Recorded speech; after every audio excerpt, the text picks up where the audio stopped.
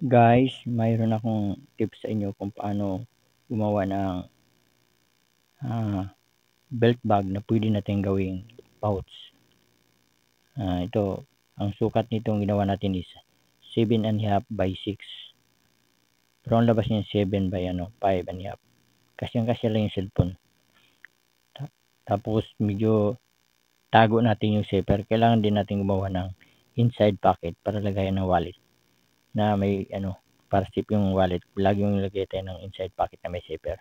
Tapos yung paggawa natin ng nito, zipper ng body, lagi yung dalawang slider.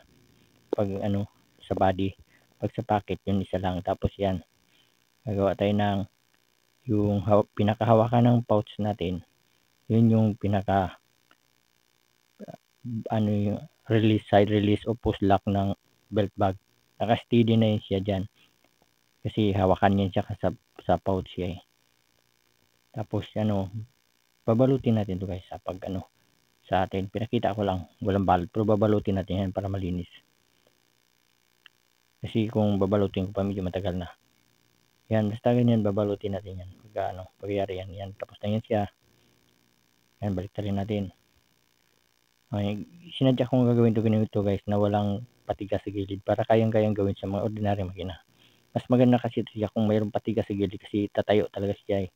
Kaso lang hindi kayang gawin sa mahirapan yung medyo ordinary makina. Pero kung ganitong paraan, madali nila magawa. Yan yan wala siyang belt ngayon. Kabitan natin ng belt.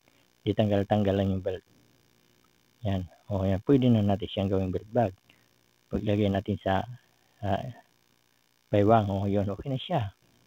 Kasi yung cellphone, saka yung relo ko dyan, saka ibang robot. Okay guys. Thank you guys.